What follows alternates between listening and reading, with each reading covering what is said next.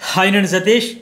కళ్యాణ్ వాళ్ళ అమ్మగారు వచ్చి వెళ్ళిన తర్వాత ఏం జరిగింది, తనూజ కళ్యాణ్ మధ్య కాన్వర్జేషన్ చాలా ఇంట్రెస్టింగ్ కాన్వర్జేషన్ లైవ్లో జరిగింది. దాని గురించి మాట్లాడదాం. అట్లాగే ఇమాన్యుయల్కి సంబంధించి వాళ్ళ అమ్మగారు రావాలా లేదా గర్ల్ ఫ్రెండ్ రావాలని చాలా తర్జన భర్జన జరిగిన తర్వాత ఫైనల్లీ వాళ్ళ అమ్మగారే వచ్చి ఎందుకు ఆవిడ లాస్ట్ మినిట్లో డ్రాప్ అయిపోయింది, అది కూడా చాలా ఇంట్రెస్టింగ్ అప్డేట్స్ అయితే నా దగ్గర ఉన్నాయి.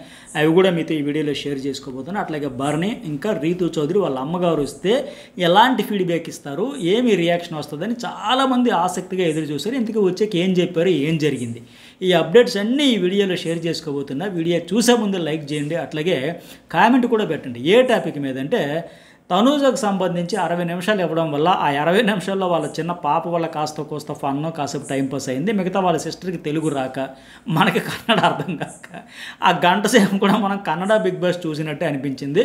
60 నిమిషాలు కన్నడ బిగ్ బాస్ కోసమే కేటాయించినట్టు అయింది. తెలుగు బిగ్ బాస్లో అనిపించిన మిగతా వాళ్ళకి సంబంధించి కేవలం 15-20 నిమిషాలు ఇట్లా కేటాయించడం వల్ల ఫ్యామిలీ వీక్ తలకు అసలైన రియల్ ఎమోషన్స్ ఇంకా బయటపడలో ఓపెన్ అవ్వాల. వాళ్ళు కూడా పాపం బుర్ర నిండా 100 పెట్టుకొని వస్తారు. ఏదో చెప్పాలని ఏం చెప్పామో గుర్తులేక ఏం చెప్పామో అయోమయం చెప్పి కన్ఫ్యూజ్ అయిపోయి టైం బాండ్ పెట్టడం వల్ల పాపం మిస్ అవుతారు ఆ ఎమోషనల్ రీల్. మనం కూడా మిస్ అయ్యాం.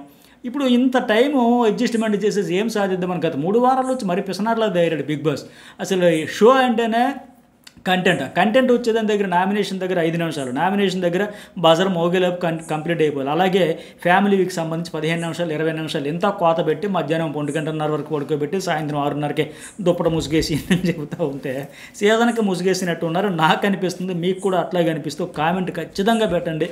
మీ ఒపీనియన్స్ కూడా ఫన్తో పెడతారా, ఫైర్తో పెడతారా, అసలు ఏం పెడతారో చూద్దాం. అట్లాగే లైక్ చేయడం మర్చిపోకండి.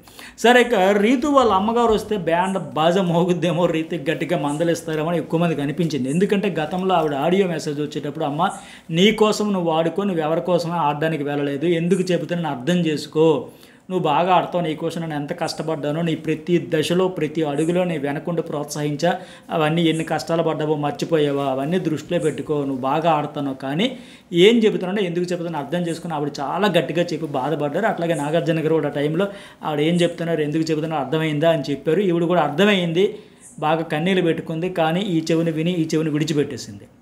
అట్లాగే ఇలాంటి నేపథ్యంలో ఆవిడ హౌస్ లోపలికి వస్తే ఎట్లాంటి ఫీడ్బ్యాక్ ఇస్తుందని ఒక ఎగ్జైట్మెంట్ అయితే పెరిగింది అందరిలో.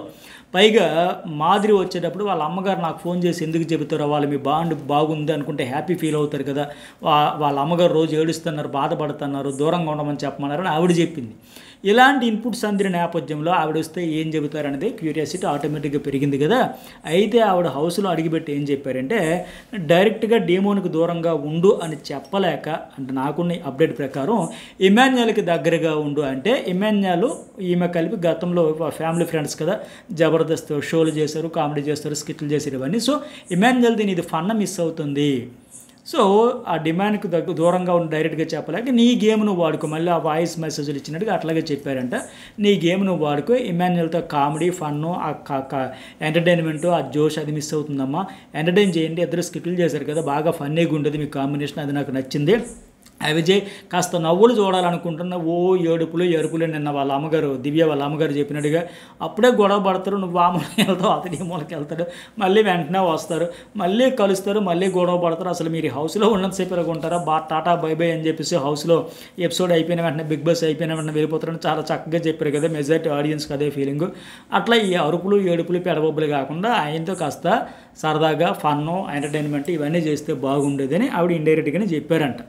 అయితే అంతకుమించి పెద్దగా ఇంకేం అనలేదంటే, మందలించేసి గట్టిగా వార్నింగ్లు ఇచ్చేసి డేమోనేది అనేసి అట్లా కాకుండా. అయితే నాకేమనిపించిందంటే, రీతు చౌదరికి డైరెక్ట్గా చెబితేనే చెవికి ఎక్కలేదు, పట్టించుకునే దిక్కే లేదు, ఇక ఇండైరెక్ట్గా చెబితే వినే రకమా.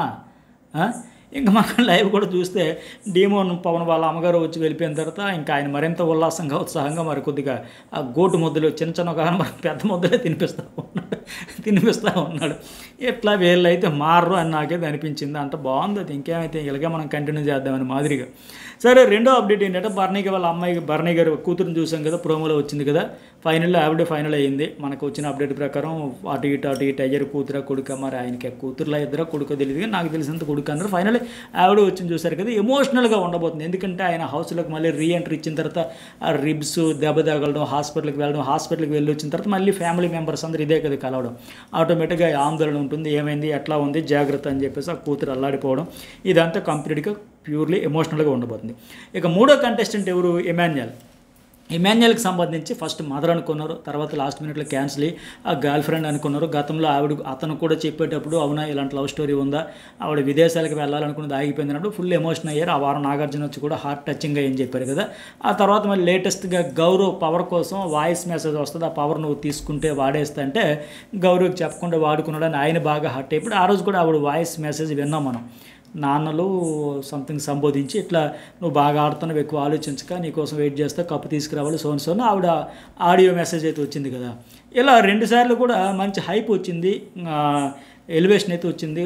ఏదో ఎలా ఉంది వీళ్ళ లవ్ స్టోరీ ఏంటి తెలుసుకోవాలో చూడాలని క్యూరియాసిటీ వచ్చింది. ఇది తండూరి చాయ్ ఇష్టం అంటే అని చెప్పి ఏంటో తండూరి చాయ్ హైదరాబాద్లో తిప్పాను తీసుకెళ్ళేవని సోన్ వాళ్ళ లవ్ స్టోరీ గురించి చెప్పుకొచ్చాడు ఆయన.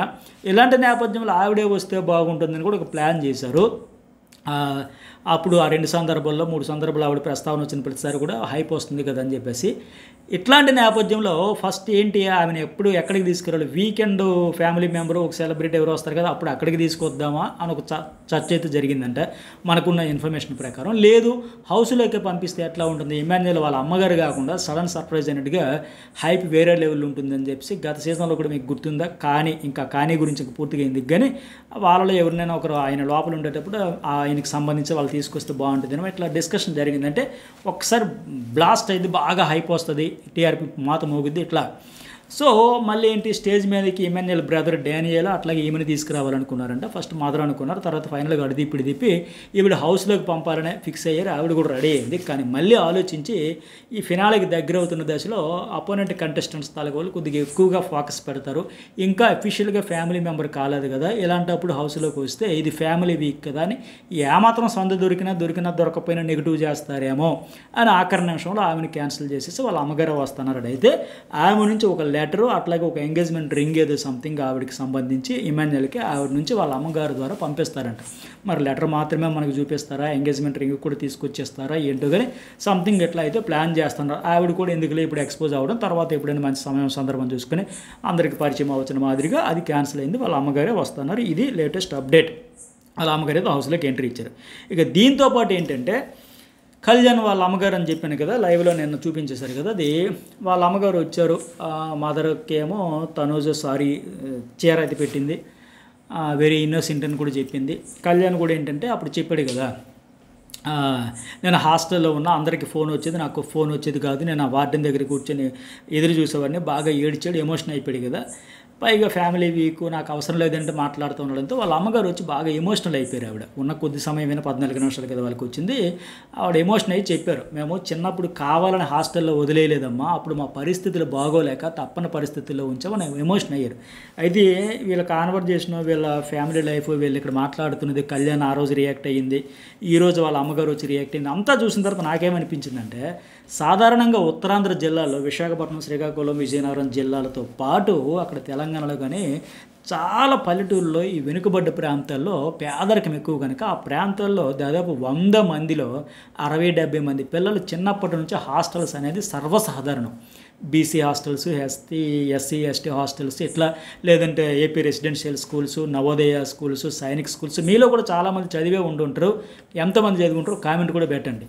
అది 60-70 మంది సాధారణం చెబుతున్నా కదా. ఎందుకంటే అక్కడ 2 యాంగిల్స్, కొంతమంది ఫైనాన్షియల్గా బాగోలేక పరిస్థితులు, కొంతమంది బాగున్నా సరే పిల్లలకు మంచి ఫ్యూచర్ ఉంటుంది, హాస్టల్లో ఉంటే ఇండిపెండెంట్గా ఎదగడం అలవాటైతే తమ పనులు తాము చేసుకుంటూ తమ చదువులు చదువుకుంటూ ఒక బాధ్యతగా ఉంటారు, ఇంటికి దూరంగా ఉంటే ఇంటి దగ్గర ఉంటే గారాబం చేసి చెడిపోతారేమో ఈ రకంగా ఆలోచించే వాళ్ళు కొందరు. అక్కడ క్రమశిక్షణ ఉంటుంది, ఈ residential schools, Navodaya schools, Sainik schools, ఈ బీసీ ఎస్సీ ఎస్టీ హాస్టల్స్ ఇట్లా ఈ యాంగిల్లో కొందరు. మెయిన్ కొంతమంది ఏంటంటే తల్లిదండ్రులు మా పరిస్థితి బాగాలేదు కదా, మా అలాగే వాడు ఇక్కడ ఉంటే కష్టపడకూడదు, అమ్మాయి కానీ అబ్బాయి కానీ. ఇప్పుడు ఇంకా కొత్తగా ఇది ఏపీ మోడల్ స్కూల్స్ ఇట్లా కూడా కొన్ని వచ్చాయి. ఇట్లాంటి స్కూల్స్లో అక్కడ ఉంటే బాగా చదువుకుంటారు, అందరి పిల్లలు చూసి ఒకే ఏజ్ గ్రూప్, ఒకే అట్మాస్ఫియర్, యాంబియన్స్ అంతా ఉంటుంది కనుక అట్లా చదువుకోవాలి, బాగుపడాలని. ఈ హాస్టల్ చదువులు అయితే సర్వసాధారణం. ఇప్పుడు అంటే జనరేషన్ మారుతుంది, కొందరికి చాలామందికి ఆర్థిక పరిస్థితులు మెరుగవుతూ ఉండడం వల్ల ఈ ప్రైవేట్ స్కూల్స్ ఇవన్నీ వస్తామని. కానీ అప్పట్లో అయితే చాలా ప్రతి ఇంట్లో ఆల్మోస్ట్ 2 పిల్లలు ఉంటే ఒక పిల్లోడు ఖచ్చితంగా హాస్టల్ చదివిన మాదిరిగా ఉండేది. ఇంకా కొంతమంది ఏంటంటే దగ్గరలో ఉండే టౌన్స్ ఉంటాయి కదా, సిటీలు ఏవైతే ఉంటాయో వాటిలో బంధువులు ఎవరైనా చిన్నబో పెద్దబో ఉద్యోగాలు చేసుకుని అక్కడ బతుకుతుంటే వాళ్ళ ఇంట్లో పెట్టి కూడా నెలలో బియ్యమో డబ్బులో పంపించుకుని ఎంతో కొంత ఏదో పిల్లని చూడండమ్మా, పిల్ల చదవండమ్మా, వాడు బాగుపడితే అమ్మాయి బాగుపడితే మాకు అదే 10,000 అని అలా చదివించుకోవడం ఇవన్నీ సర్వసాధారణం. అయితే ఆ రోజు ఆయన మరి అట్లా ఆ చిన్నతనంలో ఆయన కొద్దిగా హర్టింగ్ అనిపించింది, ఎమోషనల్గా చెప్పేశాడు. దాంతో ఇప్పుడు ఈమె కూడా ఫీల్ అవుతారు కదా, ఎవరైనా సరే అదే మాకేమో ప్రేమ లేక కన్నపేగిని కొడుకుని వదులుకుంటామా, మా పరిస్థితి బాగోలేక తప్ప మేము కావాలని పెట్టలేదేమో, పాప ఆవిడ చాలా ఎవరైనా బాధపడతారు మరి, అందుకే మేము కావాలని పెట్టేలేదేమో మా పరిస్థితి అని చెప్పడంతో మరి ఆయన కూడా ఈరోజు వాళ్ళ అమ్మగారు వెళ్ళిపోయిన తర్వాత అయితే చిన్నపిల్లలకి ఎంతసేపు ఏడ్చాడో తెలియదు, గొక్కబట్టి చాలాసేపు ఏడ్చేసాడు. అంటే ఇంకా ఆయన కూడా ఏజ్ తక్కువే కదా, 23 years కదా, ఆ చిన్నప్పుడు జరిగిన కొన్ని మనసులో నాటికపోతే అట్లా బాధపడి ఉంటాడు. కానీ కొద్దిగా మెచ్యూరిటీ వచ్చి ఉంటుంటే చెప్పుండేవాడు కాదు, అట్లనే అర్థం చేసుకుండేవాడేమో. ఇప్పుడు ఖచ్చితంగా ఆవిడ వాళ్ళు అంత ఎమోషన్ అయ్యి చెప్పడం వల్ల ఖచ్చితంగా అర్థం చేసుకుంటాడనే అనుకున్న, అర్థం అయ్యిందో, అందుకే అంతలా గొక్కపట్టి ఏడ్చేసాడు మరీ కూడా. సరే, దీని తర్వాత ఇంకొక కాన్వర్జేషన్ కూడా ఏం జరిగిందంటే, కళ్యాణ్ వాళ్ళ అమ్మకి తనూజ చీర పెట్టిందని చెప్పాను కదా, దానికి సంబంధించి కూడా అడుగుతాడు అన్నమాట కళ్యాణ్. ఎందుకు ఆవిడ వెళ్ళిపోయిన తర్వాత నాకు మాత్రమే ఎందుకు అంటే, మా అమ్మగారికి మాత్రమే ఎందుకు ఇట్లా పెట్టావు అంటే, ఆవిడని చూస్తే చాలా ఇన్నోసెంట్ అనిపించింది అందుకే పెట్టాను అని చెప్పింది ఆవిడ. ఎవరావిడ తనూజ. అందుకే నాకు పెట్టాలనిపించింది, ఎందుకు ఇవ్వాలనిపించింది గిఫ్ట్ కింద అనిపించి చెబితే, అట్లా కాదు నాకు మాత్రమే ఎందుకు, ఎంతమంది అందరూ ఫ్యామిలీ మెంబర్స్ వస్తున్నారు వెళ్తున్నారు కదా, ఎందుకు నాకు మాత్రమే ఎందుకని మళ్ళీ అడుగుతారు ఆయన. అంటే ఆయనకు హోప్ కూడా వస్తుంది, ఎందుకన్నది కూడా చెబుదాం. ఇప్పుడు తనుజ అంటే అప్పుడు మళ్ళీ కళ్యాణ్ చెప్తాడు, వాళ్ళది మా అమ్మ నాన్నది లవ్ మ్యారేజ్ అయినా సరే మొత్తం మా అమ్మకి మా నాన్నే లోకం, మా నాన్నే వద్దాం అనుకున్నాడు అంటే ఇప్పుడు ఈరోజు హౌస్లోకి. బట్ ఆయన రాలేదు, అమ్మ వచ్చింది మొత్తానికి. సో ఆవిడికి మా నాన్న అంటే ప్రాణం, ప్రేమిస్తే ప్రాణం పెట్టేస్తుంది ఆవిడ. లవ్ మ్యారేజ్ కనుక మా నాన్నే సర్వం లోకం అన్నిటికీ ఆవిడ బతుకుతుంది, నేను ఆమెలాగే ప్రేమిస్తే ప్రాణం పెట్టేస్తాను మాదిరిగా చెబితే తనుజతో తనుజ సోది ఫీలో ఈ మాట ఫ్యూచర్లో నీ భార్యకి చెప్పుపో అని చెప్పి లైట్ తీసుకొని కిచెన్ దగ్గరికి వెళ్ళిపోయింది. మళ్ళీ వస్తే ఇంకేం మాట్లాడేది లేదా, కుదిరితే కప్పు కాఫీ 4 ఏదో అంటారు కదా సినిమా డైలాగ్ అలా అంటే ఆవిడ వెళ్ళిపోతుంటే ఇంకేం మాట్లాడేది లేదంటే ఆవిడ వచ్చి మళ్ళీ అక్కడ కూర్చుంది, ఆ డైనింగ్ టేబుల్ దగ్గర కూర్చుంటే బిగ్ బాస్ టక్కన ఏం మాట్లాడాలని టక్కన కట్ చేస్తుంది, మనం చూపించలే. అక్కడ కూర్చొని కాసేపు ఏంటి చెప్పిన తర్వాత ఎందుకు ఏంటంటే ఏమంటాడు ఆయన, ఎందుకంటే హోప్ పెరుగుతుంది, ఎందుకు ఇట్లా పర్టికులర్గా మా అమ్మకే పెట్టావంటే. ఆవిడ వచ్చి కూర్చుంది కానీ ఆ సీన్ తర్వాత ఏం డిస్కషన్ జరిగిందనేది లేపేశాడు లైవ్లో. బట్ ఆవిడైతే వెళ్ళిపోయాయి. అయితే ఇక్కడ ఎందుకు అని నేను అడగడంలో తప్పే లేదు. అప్పుడు అక్కడ ఏం చెప్పింది ఆవిడ అంటే, నాకు హౌస్లో ఎవరు సపోర్ట్ లేదు అనింది ఫస్ట్. తర్వాత మన నాగార్జున గారు అన్నారు కదా, నీకు సపోర్ట్ లేకపోవడం ఏంటమ్మా, ఇంటి అంతా సపోర్ట్ ఉందని. తర్వాత నిన్న వాళ్ళ సిస్టర్ కూడా చెప్పింది కదా, నీకు ఇంట్లో బయట అంత బాగుంది, బాగా సపోర్ట్ ఉందని. ఇంకా మాట అనలేదు కదా, మొన్నటి వరకు నాకు అస్సలు ఎవరు సపోర్ట్ లేదండి ఆ పడవ తేల్చేది ముంచే దగ్గర చెప్పింది.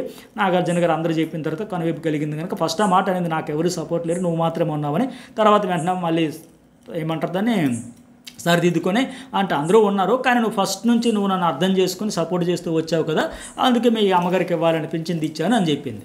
కానీ నాకేమనిపించిందంటే చెప్పేసింది, అక్కడ కట్ చేస్తాడు. ఆ అమ్మ కూడా బయటికి వెళ్ళి ఇతడు మళ్ళీ సింగిల్గా కూర్చొని చాలాసేపు ఏడుస్తాడు, ఎమోషన్ అయ్యాడు. అయితే తనూజ కూడా ఇలా హోప్స్ పెంచే కంటే స్ట్రాంగ్గా చెప్పొచ్చు కదా, ఆవిడ చెప్పదు. ఆయన అడగడంలో తప్పులేదు ఇలా, ఎందుకంటే చాలామంది స్టార్టింగ్లో అన్నారు, అదేంటి సార్ మీరు కూడా రివ్యూల్లో కూడా చాలామంది ఇలాగా చెబుతారు, వాళ్ళ ఏజ్ని బట్టి మాట్లాడే కథలు చాలా ఎమోషనల్గా కామెంట్లు కూడా పెట్టారు. నిజమే, ఆవిడకి 33, అతనికి 23, 10 years గ్యాప్ ఉంది, ఎట్లా మాట్లాడతారు, ఈ జనాలకు బుద్ధి లేదు బుర్ర లేదని చాలామంది చాలా ఘాటుగా హార్ష్గా కామెంట్లు కూడా పెట్టారు.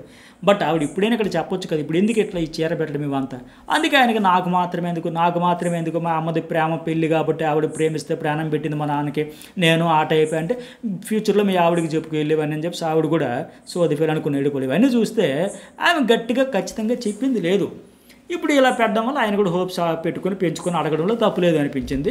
ఆ తర్వాత కాన్వర్జేషన్ ఏంటని చూపించుంటే బాగుండేది, బట్ చూపించాలి, అక్కడికైతే కట్ చేసేస్తాడు. సో ఇది ఈ లైవ్ అప్డేట్స్, ఫ్యామిలీ వీక్ సంబంధించిన అప్డేట్స్. మరి మీకేమనిపిస్తుంది లైక్ చేయండి, కామెంట్ చేయండి. Journalist Satish news world 2 channels కూడా సబ్స్క్రైబ్ అయితే చేసుకోండి.